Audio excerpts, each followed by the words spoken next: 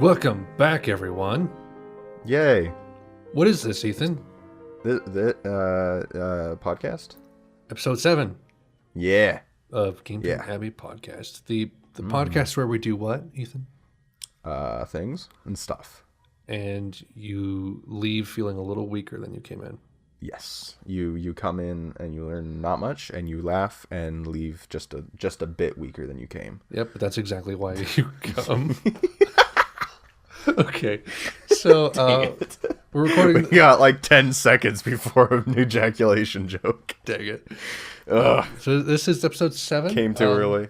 We're recording this back to back with episode 6. And You could call that joke premature. Dang it. Ethan. Sorry. Yeah. This one will be a little shorter than our last one. That's what she said. Not only because of the sake of time, but we're just running out.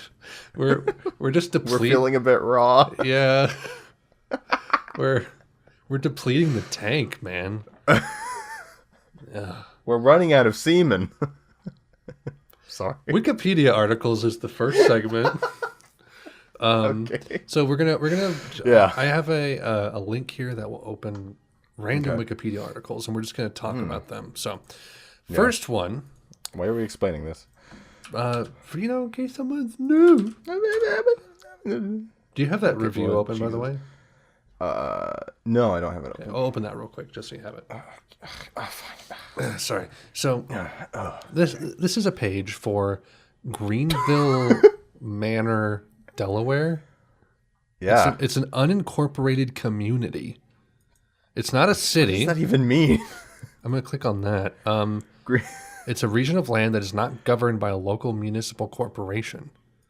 So it's basically like an off the grid like village or town.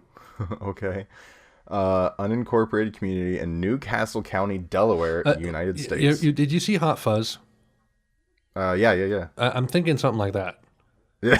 Yeah. Okay. Yeah, you're on the same page. Yeah, I'm down with it. Yeah, you actually literally are on the same page as me. Wow. Wow. Beautiful. So anyway, longitude. Sorry. This guy's name.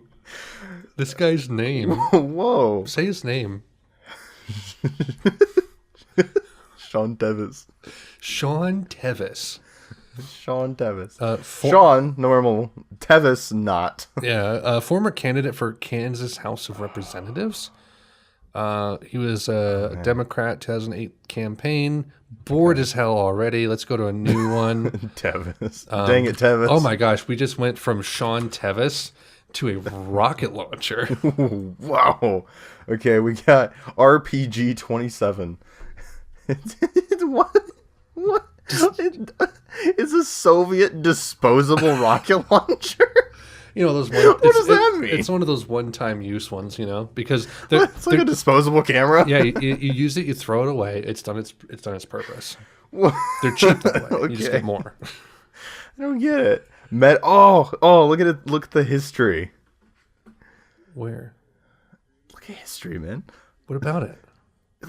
Meadowgrass. It's codenamed Meadowgrass. That's a very soft and gentle name for a rocket launcher. That's great. Oh, guys, but they have meadowgrass. Yeah, shares a close resemblance with the previous RPG 26. I could imagine it would. Yeah. I wonder to see Current operators: Russia and Jordan.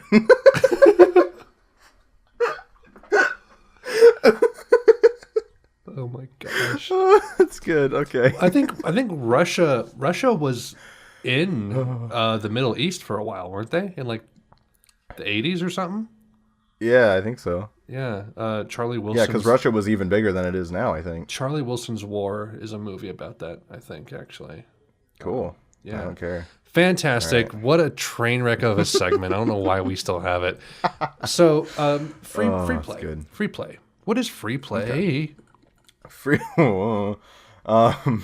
So free play is our section where we take time aside to just go ahead and do something. It's like a little sandbox for you. Okay. Okay. Yep, you'll betcha. I don't know what happened to me. I became a slightly gay man. Free play is the segment where Ethan gets possessed by a gay person from North Dakota. Either that or John Mulaney, I'm not sure. Same thing, right? Same thing. That's good. Oh, man. All right. Free play. All right, so... Hello, ladies and gents, and welcome to our free play of the night. So, this one, our free play today, is, how did this come about again? You found a way to just randomly... Yeah, I farted this out of my head. Literally, while... Shotgun diarrhea. Also known as a burp. Shotgun diarrhea this out of my head. More or less, yeah. We were writing out the segments for these 2 episodes, and we had the one for 6, and I was like, what should we do for 7 on Free Play?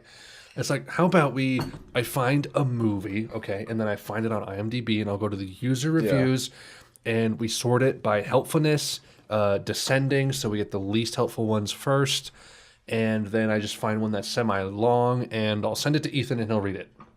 Yeah. That's what it is. So that's where we're at. So, we have John Wick. Yep. Which I have a 6 out of 10. Yeah, I haven't read this review at all. So for all we know, this could be a totally normal, uninteresting review. Yeah, it's just the fact that it's not helpful, I guess. Does it say how many people found it not helpful? No. Okay. I don't know how that works. This might be... 0 out of 1. Okay. So, yeah, this could be a normal, good review, but I mean, he gave John Wick a 6, so... Yeah. There's something... that's his review. Yeah. That's not John Wick overall. I was going to say, man, John Wick should have a better review than 6 out of 10. No. Yeah, it's this guy gave John Wick a 6, so he might have brain damage. Yeah. For those of you who don't know, John Wick is Keanu Reeves as a retired hitman who gets back in the game, and it's a fantastic movie. Yep. Both of them. Yeah. Oh my gosh. Yeah. Both chapters are amazing. So, all right. So, this guy's review, 6 out of 10. He reviewed it in 2017, late 2017. Okay. And his tagline for his review is "not quite there." Okay. So, the simplicity of this film is attractive, straightforward characters, motivations, and storytelling. I agree with him so far, honestly. Yeah. It doesn't get hung up on unnecessary backstory or fleshing out characters beyond what they need to be. For an all-out action film, this is a good and refreshingly honest choice. It maintains the pace, makes the transitions through the story slick, and allows you to sit back and enjoy it. Okay. It is also a risky tactic because the lack of depth demands that every element of the film be tight and foolproof. I mean, he's not wrong. Mm-hmm. It nearly pulls it off. Oh, okay. Here we go. The performances, which have to drive the narrative and create the energy in the absence of detail, are all excellent, and the leads very well cast. He should say the leads are very well cast, but that's fine. Maybe unfortunately, does he mean the lead? Is it lead with apostrophe S? Oh, and yeah, I think it should be. It doesn't have an apostrophe, but I think you're right. He just means Keanu Reeves. Yeah, I think he means Keanu Reeves. The lead is very well cast. Okay. So you could say that sentence is good, but not quite there. He finished finishing school. Let's just say that much. He finished finishing school. Unfortunately, here we go. The film seems to chicken out at certain crucial moments, falling back on tired tropes to manufacture tension. So you mean it's a movie? Like what? Give us an example. Yeah, I was like, so I mean, it's a movie. Yeah, action reaction. Yeah, like okay. It uses music to bring forth emotion. When things get tough, they just put in action scenes.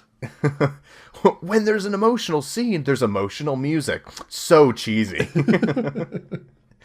Wick makes 1 or 2 decisions which do not fit with the limited picture we have of him. Wait, okay, so you're specifically saying we have a limited picture of the character and don't fully know him. But from that, you're judging whether or not he would make this decision. I never once questioned what he was doing. No, and therefore feel incongruous. Wow, big word there. Mm. No, that he's contradicting himself, and also I didn't feel like he made any decisions that didn't fit with his character. especially since we don't fully know his character. Like, that's kind of the point. Yeah, he's very mysterious. Yeah. There's a clumsy kill everyone except the woman and then regret it later cliche. Since when did he ever regret killing anyone? I don't recall. Kill everyone except the woman and then... What is that? I don't get it. That sentence doesn't make sense. There's a clumsy kill everyone except the woman and then regret it later cliche. What point in the movie is he speaking from? I don't know. That doesn't make sense. I don't get it. Okay. Most disappointing is the age-old antagonist walks away leaving henchman to kill hero trope. What? Wait. Okay. Age-old antagonist walks away leaving henchman to kill hero trope. When did that ever happen? I don't remember that happening either. At what point did an... Oh, does he mean... Oh, he means when... I guess minor spoilers for the movie, but... Is it when the dad leaves the son behind to take care of John Wick? No, I think he means the scene where John Wick is tied to a chair and basically like a free grab, and then the main bad guy, the dad, walks out, and then he's tied to a chair. Yeah, like, I mean, I guess you don't underestimate John Wick, but yeah, your underestimations are what are your downfall as a character and as an antagonist. The next sentence does actually explain that. Yeah, okay. Yeah. So he is meaning that scene because he goes on to say, which utterly feels stupid and out of place in a world constructed as deliberately ruthless. Vigo, and then that's the main antagonist, is supposed to understand the situation and the man he is up against. He knows his ability to escape impossible situations, and he knows how many times his own men have failed. Yeah. I mean, I guess out of all the scenes to pick on, I guess that one could make sense to pick on. But the thing is like, when you're looking at the movie as a whole, John Wick wasn't going to kill Vigo right then and there either way. Like, no matter how the movie went, they weren't going to do that. You know, it's like how the writer of Titanic, I'm blanking on his name. James Cameron. Yeah, James Cameron, jeez. It's like how James Cameron said, okay, if that piece of wood is big enough for Rose and him to be on, then I would have made it smaller. You know, like that kind of thing. Like, Jack was going to die, you know, either way. So I think if you're looking at the context of the movie, like, either way, Vigo wasn't going to die right there. So really, that was just semantics. So I wanted, you see, I feel like people like this, the action isn't good enough for them to not trip up on these parts. Does that make sense? Like, I was just so blown away at the pacing, the simple story, and the great action. To not care about these like subtle little plot trip ups. Especially in a movie like this, where it's artfully... it knows what it is. It's almost meta in a way. It's not Die Hard good as far as like airtight plot. But it doesn't want to be. It doesn't care about that. No, and Die Hard doesn't exist for the action scenes either. It exists for like a really tense plot, you know? Right. John Wick literally is just dialogue between action scenes. Like, that's what it's there for. Mm-hmm. So it doesn't care if it has a plot hole like that. It's not even a plot hole. Just it doesn't feel like it cares if it has a slightly lazy plot at times because that's not what it's about, and it knows it. I would say I don't disagree with these detractors existing, but I think it doesn't bring it down to a 6. Yeah, agreed. Yeah, so and that's the thing too, is it sounds like this guy just isn't as much of an action fan in general. Like, he probably just doesn't like the action as much as, you know, like the action enough to let the other things slide. Could be. Anyways. So he has no affection for John and wants him dead, but he leaves his armed henchman alone in the room to suffocate him with a plastic bag. This ruins the whole atmosphere and aesthetic of the film. That I disagree with. How does one scene destroy the whole film? It doesn't. Especially something as small as that. Like, that does not destroy the whole movie. Despite these disappointing moments, this has enough to make it a worthwhile watch. An honest action flick is one to be praised. I mean, 6 out of 10. Yeah, I feel like John Wick's actual review on IMDb overall is 7.3, and I feel like that's a very fair review. I feel like it should be higher personally, but I feel like that's fair. I think it's like it's a good solid 8 at least. Yeah, in my book it's a solid 8 at least, but I mean, I can see where people would get hung up on stuff. So I mean, that makes sense. I feel like 6 is definitely too low, though. What's your rating of Clue? Clue is 10 out of 10, 11 out of 10. Very good. Best. Very good. Best. I will never be able to give an actual unbiased rating of Clue because it holds so much sentimental value for me. Dude, like, I feel the same way about things, but like on some level, it's like, I love the Shanghai movies, Shanghai Noon and Shanghai Nights. Yeah. Like, in my heart, they're 9 out of 10, but in real life, they're like 4 out of 10 and 3 out of 10 respectively. Yeah. And it's like, I can fully see that, and I don't care. Well, that's the problem, though, is those movies are actually bad. Clue isn't a horrible movie. Clue's probably... So objectively, Clue's probably like a 7, right? Yeah, like 6 or 7. Yeah, because like, I feel like that's pretty fair. Like the tone is a little weird sometimes, and the pacing can be a little bizarre. But it's self-aware. It knows it. It knows it's dumb. And Tim Curry is a gem. Yeah, and that's the thing. All the acting is phenomenal. Yeah. Like, all the acting's great. So that helps. The story itself is, dumb and fun to watch. So... Yeah, but that's the thing is that's a movie that exists solely for the comedy and the journey, because like the endings are just like comical, like anti-endings almost. Right. There's really nothing about them that's, meant to be, I don't know, whatever. Yeah, I guess. Yeah. So, but that's the thing is, like, when a movie is actually kind of good and I like it, it's hard for me to differentiate when I'm being objective versus personal opinion. Because I have a harder time separating that. Speaking of, I'm going to go home and have sex with my wife. We're going to go to the fan fiction part now. Yeah. So last episode, we got about halfway through chapter 1 of Time Heals All Wounds. I can't take you with how seriously you're saying this. And so we're going to continue that, and then after we finish that, I'm going to read my own little fan fiction. Excellent. Well, not my fan fiction, but one I found. All right, good. So I'm going to read the... What if at one point I read a fan fiction that I wrote? Have you written fan fiction? No, but write one and then read it. Oof. I don't know. That's a little too real, man. I should like say, okay, within episodes 8 to 10, one of the fan fictions I read will be one that I wrote, and you have to see if you can tell which one it is. Dude, so did I tell you about 372 Pages, the podcast that I was listening to? No. It's Mike Nelson of Mystery Science Theater and Riff Tracks, and then Connor, his co-writer, like he's a writer at Riff Tracks, and they did this podcast where it was basically a podcast book club where they read all of Ready Player One.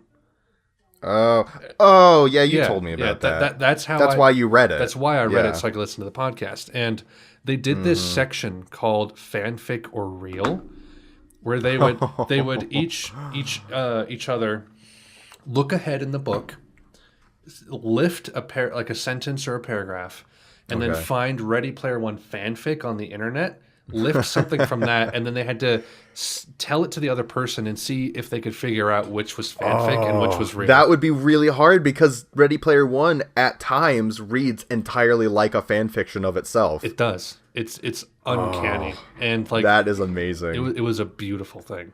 That's great. I love that.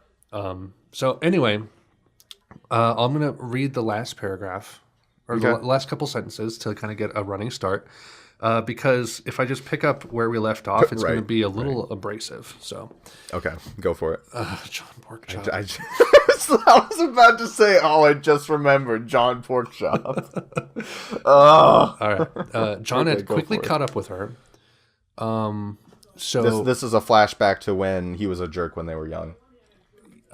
Is it? Yeah. Okay. So horrified at what she had done, punching him in the nose, John Porkchop. Though her insides filled with satisfaction, Jessie had spun around on her heels and ran towards home. John had quickly caught up with her and grabbed her by the arm. She was no match for his larger size, and he dragged her over to the creek's edge. She wasn't given time to react as he forcefully shoved her into the cold water. And now, out of nowhere it seemed, Buzz Lightyear appeared and grabbed John by the collar. With seemingly effortless ease, Buzz had hauled John away from the creek bank and slammed his own Effortless ease? That's not a thing. With effortless ease. With easy ease, Buzz had hauled John away from With tough hardness. John hauled John away from the creek bank and slammed his own fist into John's face. Blood squirted everywhere, and John had run off, hands covering his face. To this day, his nose had been like a pig's snout, thanks to that fateful... Okay, no. I literally, episode... Take it all back. Last episode, I literally thought when she punched his nose, oh, that's funny because then his nose is bent back, and I didn't say it out loud, and now I'm really upset that I didn't say it out loud, because that's exactly what happens. Oh, I didn't know. My God. I didn't know that Twinkle Fingers had it in her. Can I say that? That's amazing. Twinkle Fingers. This is a weird phrase. To this day, his nose had been like a pig snout thanks to that faithful punch. Faithful? I think she meant to say fateful. That could be. Buzz had reached for her hand and pulled Jessie out of the water. She remembered clear as day, staring into those cerulean eyes of his. There's that word again. Her youthful heart fluttering in her chest. Youthful. She was at her. So if an old lady falls in love, is it her old heart? Yep, pretty much. That's not as poetic, Ethan. Keep on track. He didn't say a word to her and turned and disappeared into the thicket just as quickly as he had appeared. Who does that? It was all a hallucination. Jessie had stared quietly after him at a loss for words for the first time in her life. Wait. First time she was also, okay, I'd like to mention that earlier in this chapter, it mentioned that when he came home for a little bit and she saw him when it was in the prologue, that was the first time she had ever seen him differently. So why in this flashback is she like enamored with him? I don't know, man. Because supposedly the first time she ever thought about him that way was in the prologue, which was after this. Jesse, are you even listening to me? Woody's voice and a gentle shake on her arm brought her back to her sentence. She sniffed and blinked again. There's more I need to tell you, he continued. He ran a hand through his hair, a sure sign that he was nervous about something, but first I think you need to sit down. Jesse raised a thin eyebrow suspiciously. I can only imagine the Woody toy standing I know. as full size in a regular kitchen. That's the thing. I can't see these people as human. I just see giant toys. But John Porkchop looked like Sherlock Holmes to me. You know, he looked like Watson. He was like with like his trench coat with a cane. It's like, I want to marry you, Jesse. And then Buzz Lightyear in his spacesuit comes out, punches his face. Am I alone in thinking that? Please, no, that's totally what I was I was going to say, please tell me you saw John Porkchop as the only human so far. Yeah, that's exactly what happened. Because you can't imagine him as the toy, so he's a human, but everyone else is still the toy. This walking fat piggy bank. With an eye patch, too. I didn't even imagine him as fat. I just imagined the eye patch. Oh my gosh. Okay, so where was I? She still wasn't done discussing that she wouldn't marry John, and by the look on her brother's face, he was about to present her with even more bad news. Woody held her elbow and guided her to one of the wooden chairs at the table in front of the hearth. Dead. She allowed him... Benjamin Lightyear. She allowed him to pull out the chair for her. Whoa. Then... Easy, cowboy. And then folded her arms across her chest. After Woody was seated across from her, she squared her shoulders and sat up straight. Use that phrase again. So what else do you have to tell me? I'll listen, but my opinion on the matter of my proposed marriage to John is still standing. Woody cleared his throat and shifted in his chair. He sat up. He stared at the table for a moment and looked up and met her eyes. I sold the farm, he paused, and then clarified, to John. You what? Jessie sprang from her chair so quickly it toppled over behind her. She braced her hands against the table and leaned forward. If steam came from her ears, she wouldn't be surprised. Heat rose up from her cheeks, as it always did when she was angry. This is... Oh my gosh, am I going to get through this Dang, this is so Do it. long. Do it. All right. This is my home, Woody. This is Ma and Pa's home. It's your home. How can we sell it? We're not destitute. Tears of anger welled up in her eyes, and her brother's face blurred. It will remain your home, Jesse. I will not marry John Porkchop, she stated heatedly and stomped her foot. Her hands formed fists in front of her, and she resisted the urge to strike out at something. She starts punching herself. You notice how these women, these girls who write female characters in the fanfics, like in the Hobbit one, they're always like very like... They're always very flighty and angry at all times. Yeah, they're always like, whoomph, and they're like, I'll show you. You know? Yeah, like every time. It's bizarre. And that, like, if that's their general character, then okay, but they're never not that. They're always that, you know? It's true. Woody stood from his chair. You have no choice, Jess. He will be here in the morning to claim the deeds to the property and to take you to the church to wed you. His palm wiped across his forehead. Jesse stared across the table. But not his fingers. Yeah. Jesse stared across the table at her brother as if seeing him for the first time. Her heart slammed against her ribs and sinking feelings swept over her. This was really happening. Tomorrow? Surely not. But Woody's face showed no sign that he was joking. What about you? What are you going to do, Woody? Where are you and Bo going to... She could literally just not marry him and move out. Like, what the heck? I know. What are you going to do, Woody? Where are you and Bo going to live and raise a family? Oh, no. She finally asked, her voice lifeless. She finally asked, her voice lifeless. Was she... It should be, she finally asked, comma, her voice lifeless, right? Yeah, that's the missing punctuation. Her gaze dropped to the ground. Woody was her legal guardian. What? Why? What? He had How old are they? I don't know. He had every right to choose a husband for her. Did he? She never did think her brother would choose the man she would marry, especially without consulting I guess first. Technically this is set in like the 1800s when that's more common, but still, what? Ugh. She and Woody had always been close. The fact that he had taken matter of such importance in her life into his own hands hurt deeply. Woody stepped around the table and stood before her. He put a hand on her chest. I haven't even married Bo yet, Jess. And if we were to be wed and have children, I would like to have a house to ourselves, somewhere where we can start our own lives. Jessie sighed. Woody brushed a piece of her hair from her forehead, which was hard to do since it was made of plastic. I'm sorry, Jess, he said softly. Clink. Perhaps in time you'll come to understand that I have your best interest in mind. John will be a good husband. He will protect you and take care of you. John Porkchop. Jessie ducked around him to avoid his touch. I wish you would have asked me first. She turned her heel to face him. Why wouldn't you allow me to pick my own husband?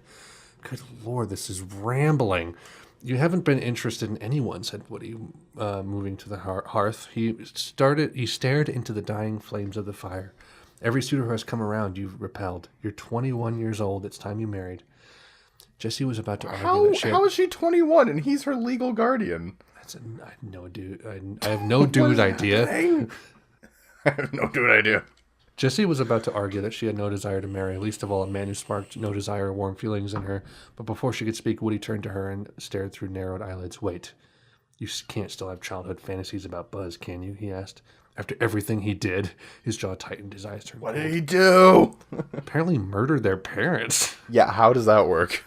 He went to space, never came back. Her parents are dead, and it's his fault. Jessie straightened her back. Of course not. How could you think such a thing? I haven't found the man I want to marry. She glanced away from his perusing eye. Jessie, I don't want to finish this. All right, I'm stopping. No, keep going. I'm interested. I'm invested. How much longer is it? There's like 10 more paragraphs. Are you serious? Yeah, I'm probably like 3/5 of the way through. Oh my gosh. Okay, like skip to like the second to last paragraph. Do you want the last two? Yeah. Jessie eased her hold around her brother's waist. Whoa. But without the farm, what are you going to do now? She asked again. Oh my gosh. We're in the same conversation as 10 paragraphs ago. Woody took one step back. He gripped her upper arm, staring intently into her eyes, his face hard. He said, I'm going after the bastard who killed our parents. What the what? Oh man, I skipped some crazy stuff. What happened? I don't See, know. I'm invested now. According to John, Buzz Lightyear had come charging through the doors and headed straight for him. Luckily, he carried his hunting rifle with him. Raising the gun, he had shot Buzz in the chest. The shot must not have killed him, for he had run off into the woods and once again disappeared. So this sounds like Buzz has been like infected with something, right? What the heck? I don't know, man. Like, did he come back from space and he's like a space zombie? I don't know. Gosh. Space Okay, zombie? you know what I think we should do? I think I think free play next podcast should be after we've read this on our own time and we're providing a summary of what the hell is going on. Yes. Okay. Fair enough. So we'll move on to my fanfiction. Oh my gosh. Okay. So this is oh gosh. Okay. So first of all, it's 646 words, so it's pretty, it's not huge. I chose this because it is called Sonic Adventures. Sonic Adventures, okay. And it's 3 chapters, 600 words. Yeah, 646 words. And it looks like all the words are in this first chapter, so this will be interesting. So this is called The Visitor. We find our heroes relaxing on... First of all, there's like 17 asterisks before this sentence and at the end of this paragraph. Okay. So this is like the setup, I guess. We find our heroes relaxing on the beaches of Chaos Isle after saving the world from global domination. Sonic, Miles Tails Prower, why use his full name? Amy Rose, Knuckles, and a new addition to the gang, Shadow, were having fun on the beaches. Oh no. Oh no. Shadow is thought to have been dead after the space colony Ark exploded. Okay. But thankfully... Thankfully not. But in the midst of the explosion, he used his last strength to teleport himself using chaos control. Sonic and Shadow are now having a surfing competition. That's fanfic right there. Well. It's just the setup. It's not even the story yet. All right, now another like 5 asterisks. Ha, you'll never catch me, said Sonic. That's what you think, said Shadow, speeding by quickly. Sonic then did a backflip off of a wave and landed right at the finish line. This is beautiful. This is great. Hey, said Shadow, is that legal? Well, said Sonic, it is now. Oh my God. I'm loving this so much right now. You have no idea. This is like bad anime. Amy Rose. Oh my gosh. Amy Rose was, as usual, trying to get Sonic's attention. Wow, okay. Wow, yeah. While making refreshments for the guys. What is she doing to get attention while making drinks? Like, I don't get it. Very sexily and sultrily making lemonade. And now you put in the sugar. Squeeze those lemons. Add ice. and a sprig of mint. Serves 4. Click 7 carbs a serving. Click here to edit the yield.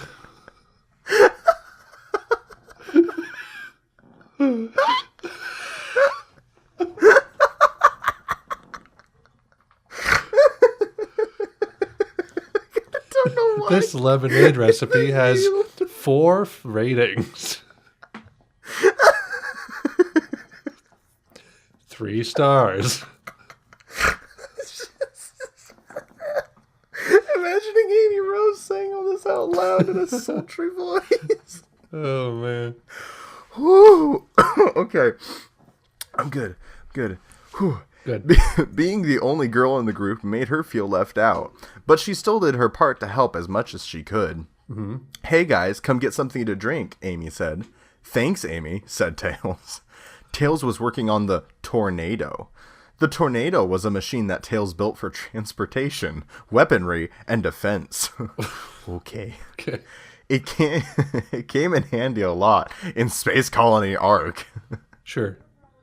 What is this? He had just added a metal detector to it. Great! His war machine can find pennies. It was constantly detecting itself. Here it is, metal. Why won't it stop beeping?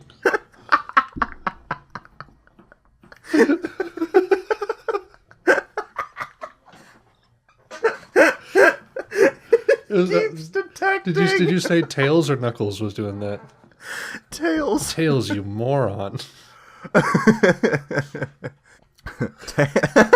Tails, Sonic said, why did you add a metal detector to the tornado? It just got meta. Good. It is for finding treasure on the beach. Literally what you said. Yeah, and then now another quote. I think that I might find something with it. Well, I don't, said Shadow with his usual pessimistic attitude. What's the point? You just look and look, but never find anything. Jeez. Well, it is better than using Star to find treasure, said Amy. Star is a Chow. Chow are little pets that can have different personalities and attitudes. There are good Chow and bad Chow. Is this like, but Star did is a this good just turn Chow. into like Sonic Wikia?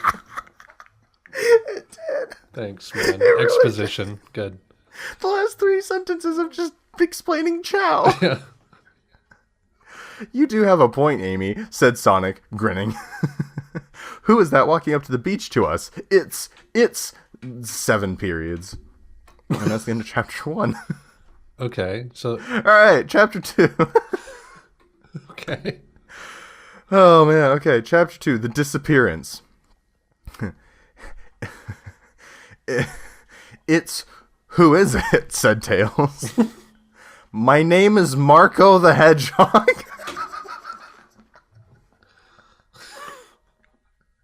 Marco the Hedgehog. Why do you... Okay. What's the name of the author of this? I am not Miori. Okay. I'm wondering if this is like... Because people love to make hedgehogs of themselves. Oh, they love to make characters out of themselves. Have you looked up Ethan the Hedgehog on Google Images? Yes. It's good. It's always good results, right? So good. Double points if it's a little sexy. A little Rule 34. I actually haven't looked that up. I should do that now. Ethan. Oh god, this is gonna be terrible. Ethan the. Are you gonna I don't actually type this slow. Are you gonna be able to do it on the filter? Oh no. Save it for later. Oh no, this is gross. Oh, no. Oh, this is gross. Oh, there is one. There's actually one. Oh no. You're a little aroused, aren't you? No. Anyways, my name is Marco the Hedgehog. Okay, here's the problem. If the same person is talking for 2 sentences in a row, this kid will insert quotations in between the sentences as if it's different people talking, but it's the same person talking. So every sentence has its own set of quotation marks? Yes. Oh so my there's gosh. 2 quotations in between each sentence. Oh my gosh, that's awful. It's terrible to read. And the problem is there was one time it actually was someone else talking too, so it's impossible to tell. Is it like are there any indents in the paragraphs, or is it just a block of text? No. Paragraphs, what are you talking about? Oh my gosh, this is the worst. I was in the neighborhood and I thought I would stop by. Sorry if I am interrupting, but there are rumors going on about a treasure bird here. On Chaos Isle, said Marco. Wow, a treasure, said Tails. Perfect timing for a rumor. I just added a metal detector to the tornado. Perfect timing for a rumor. I just added a metal detector to the tornado. Oh, goodness, man. It's almost like it's self-aware, but it's totally not. Where is the so-called treasure located? By the way, this entire time random words are punctuated and capitalized. It's just terrible. On the east side of the beach, said Marco. Let's go, said Shadow aggressively. Can I go with you? Asked Marco. Sure, said Sonic. Hey, where is Amy? Said Sonic. Great, said Shadow. Oh my god. This is tiring to read. Pessimistically? Why did he say it pessimistically? We lost Amy. She last went into the forest. We best go find her. I don't know who's talking here. There's so many quotation marks.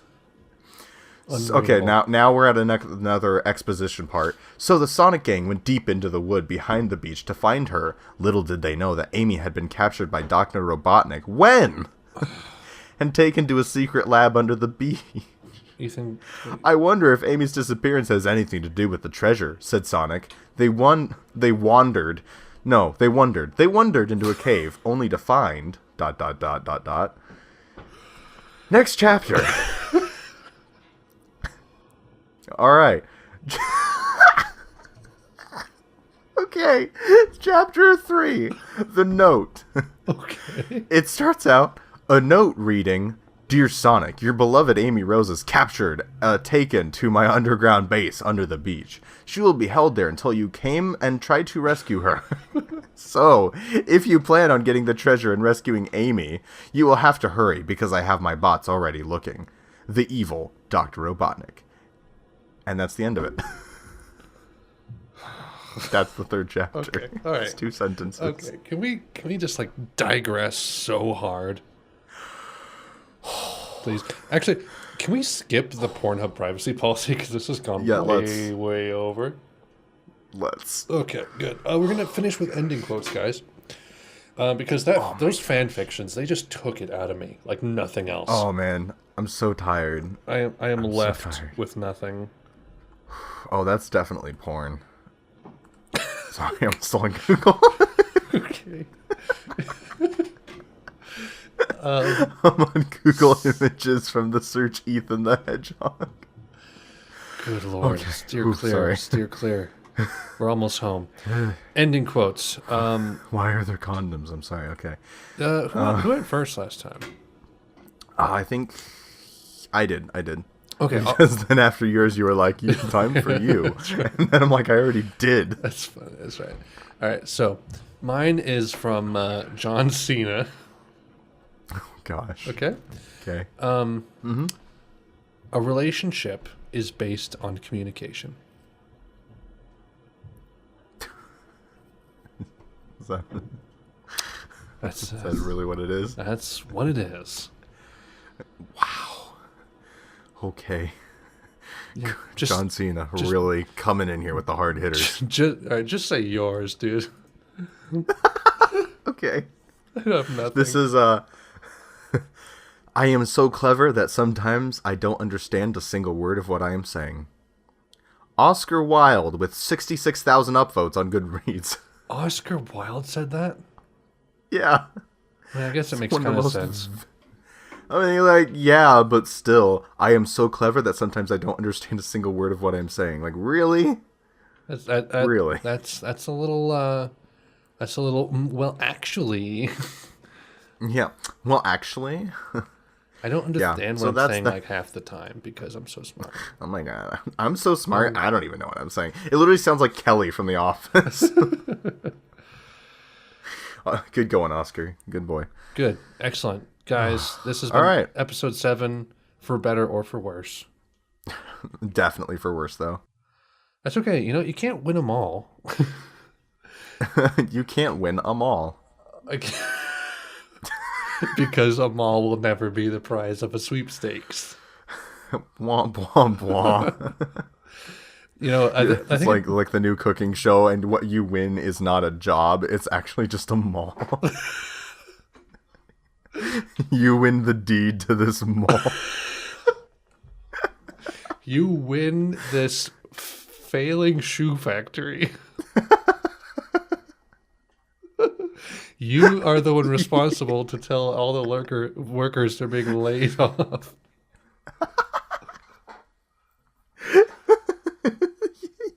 You're in charge of this local company that has 700 employees that's about to go under. I mean, you'll have to go through the pain of telling everyone they're going to be unemployed, but you'll have a huge factory full of machines that can make some good-ass shoes. Bowls? Some real good shoes.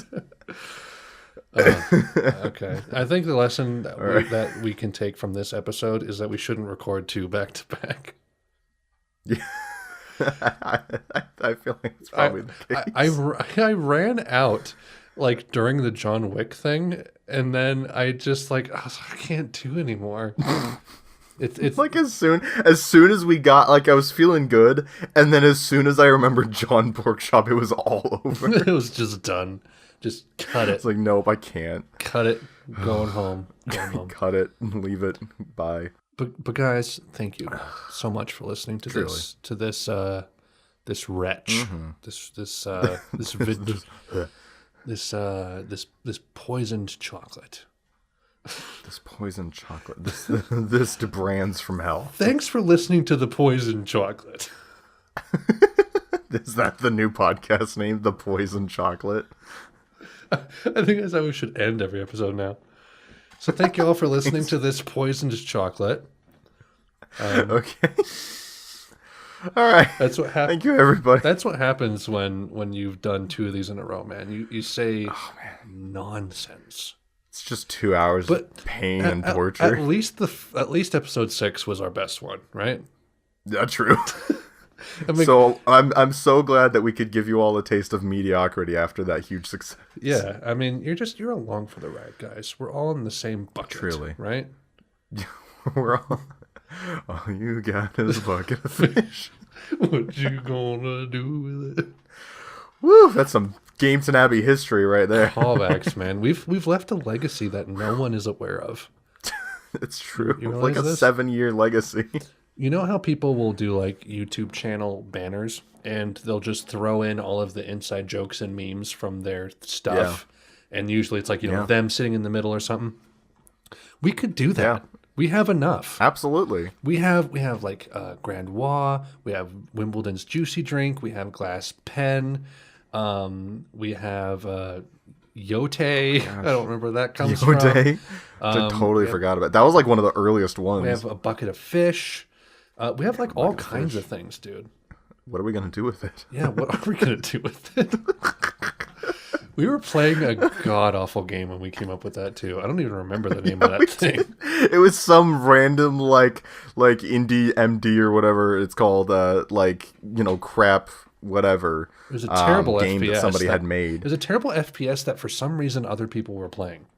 Yeah, it was online multiplayer with other people that were playing, and we had no trouble finding a match either. Yeah. Like, what? Good stuff, man. Oh, maybe, yeah, I don't know, that was a weird time. I mean, that was, like, one of the biggest booms of indie games yet, but still. Oof, man, to like 2014, 15? Oof, somewhere in there. Yeah. All right, thanks, everyone. All right, well. We're going to be making more of these, I promise. Yeah, especially now that my schedule is more concrete, which is nice for the first time in like 3 years. So good. So, all right. Well, love y'all. Bye-bye. Bye. Bye.